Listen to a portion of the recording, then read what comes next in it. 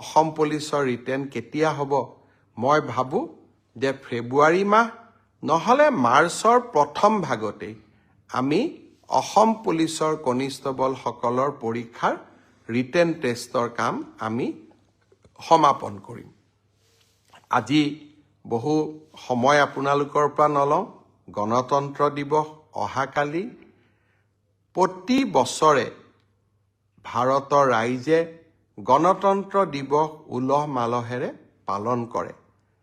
বাবা চাহেব ভীমৰাও আম্বেদকাৰে আমাক যিখন সংবিধান দি থৈ গৈছিল, যিখন সংবিধানে স্বাধীন ভাৰতৰ বিকাশৰ আটাইতকৈ ডাঙৰ আধাৰ নিৰ্মাণ কৰিছিল, সেই সংবিধানখনক গ্ৰহণ কৰা দিনটোকে আমি গণৰাজ্য দিৱস হিচাপে পালন কৰোঁ।